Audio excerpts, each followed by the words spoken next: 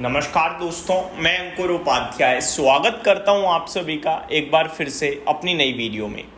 दोस्तों यहाँ पे आप सभी के साथ बात करने वाला हूं डिफेंस स्टॉक्स के बारे में, रेलवे स्टॉक्स के बारे में। बहुचर्चित शेयर्स हैं, इन्वेस्टर्स की पोर्टफोलियो में घर कर बैठे हुए हैं। सारी की सारी सरकारी कंपनियां हैं, एक से बढ़कर एक हैं, बहुत तेज भागी हैं, बहुत ही ज़्यादा तेज भागी हैं और गिरावट भी रेलवे स्टॉक्स में तो बहुत तेज हुई थी।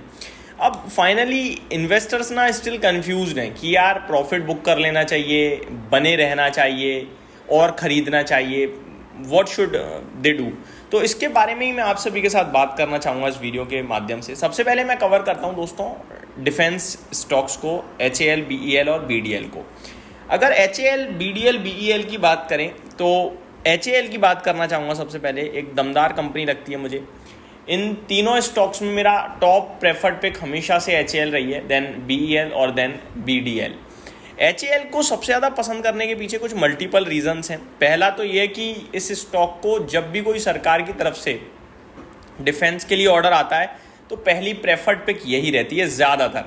दूसरी बात, इस कंपनी के वैल्यूएशन सबसे ज़्यादा रीजनेबल है और BEL के दूसरे नंबर पे, और BDL थोड़ा सा मतलब ये समझ लो आप वो हाई बीटा कह सकते हो आप, बहुत ज़्यादा तेज ऊपर नीचे करता है एक ही दिन में, तो इसलिए मैं उसे थोड़ा कम प्रेफर करता हूँ। बाकी कंपनी वो भी बहुत ही दमदार है।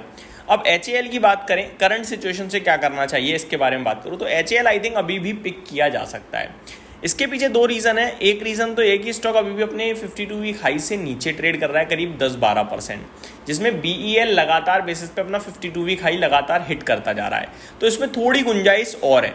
तो यहाँ आप ऐड भी कर सकते हो और जिनके पास है वो बने भी रहें। और दूसरी बात ये, अगर आप ऐड करते हो और गिरता है तो गिरावट एक एडिशनल अपॉर्चुनिटी ही होगी, क्योंकि कंपनी तो बहुत ही शानदार दमदार है और आगे को लेकर गाइडेंस भी दमदार ही दी है।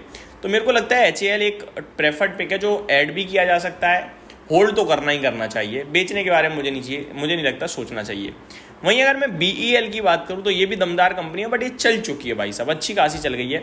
52 के PE पे ट्रेड कर रही है और fresh 52 week high life high के पास ट्रेड कर रही है। यहाँ पे फ्रेश एंट्री के लिए क्या करना चाहिए? देखो ये ब्लू स्काई जोन में चल रहा है, इस पर हमें ना अगर है तो हमें ट्रेलिंग SL के साथ ट्रेल करना चाहिए। हमें नहीं पता कहाँ तक जाएगा।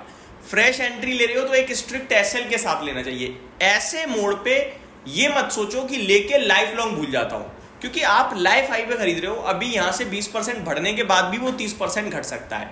अगर ऐसा होता है तो आपका एक टाइम बड़े लंबे समय के लिए खराब हो जाएगा और कुछ नहीं होगा।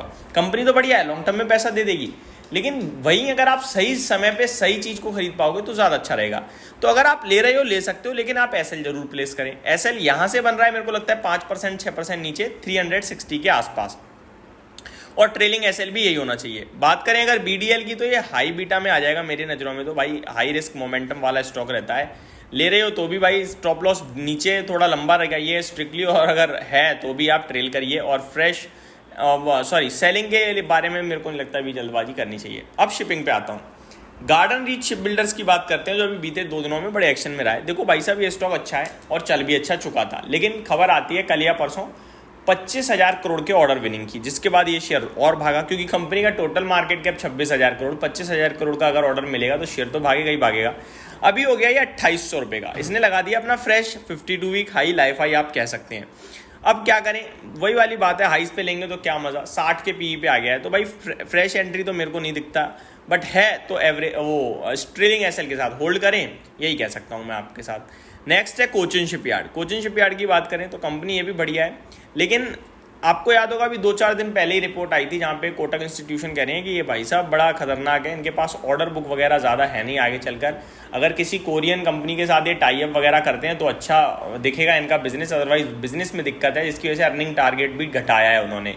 तो मैं थोड़ा अभी यहाँ पे इसको लेकर उतना पॉजिटिव वाइब नहीं दे रहा हूँ। बाकी स्टॉक अच्छा है और 60 के PE पे अभी भी ट्रेड कर रहा है। तो गार्डन रीच और ये ऑलमोस्ट सिमिलर वैल्यूएशंस पे है, तो मेरे को लगता है आपको वेट करना चाहिए, अभी फ्रेश एंट्री यहाँ नहीं लेनी चाहिए। Last but not the least shipping में मज़गांव डॉक, ये बेहतरीन कंपनी है। यहाँ पे आप एंट्री भी कर सकते हैं, 51 के PE पे ट्रेड कर रहा है पहली बात। बट अगर आप बोले कि क्या अच्छा भाव होगा, तो अच्छा भाव मुझे लगता है नीचे 3000 के पास होगा। और अगर आप एंट्री ले रहे हैं तो फिर आप एक SL लगा के चलें, और SL अभी आसपास तो मुझे कहीं दिख भी नहीं रहा है, मैं आपको बता दूं, वन साइड बड़ा मूव आया है इसलिए।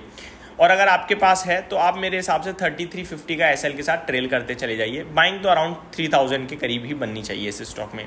अब आते हैं रेलवे पे। दोस्तों रेलवे थोड़े से डिफरेंट लगते हैं, मेरे को लगता है इनमें कोई ऐसी बड़ी दमदार ग्रोथ भी नहीं है। यहाँ से वैल्यूएशन भाव महंगे हैं ही, स्टॉक नीचे से थोड़ा चली चुके हैं और दोबारा गिरने की भी दम रखते हैं, या फिर लंबे समय तक ये अभी कुछ करेंगे नहीं। तो है पड़ा रहने दो, फ्रेश आप सोचो लेके 6 महीने में पैसा बना लूँ, उसके चांसेस मुझे कम ही दिखते हैं, चाहे वो RVNL हो, इरकॉन हो या राइट्स हो, क्योंकि ऐसा कोई मोमेंटम नहीं दिख रहा। देखो डिफेंस को क्या है कि अगर देश मजबूत बनाना है तो डिफेंस मजबूत बनाना है, इसलिए वो फोकस में रहेंगे।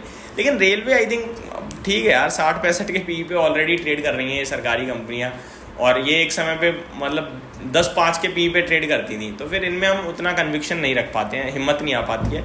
जिन पे है वो मज़े लेते रहते हैं, बेचते रहते हैं, खरीदते रहते हैं, और जिन पे नहीं है वो अभी कोई बात नहीं, दूरी रहे तो ज़्यादा सही है। बाकी कंपनियां बढ़िया हैं, ऐसा नहीं है कंपनियां खराब हैं।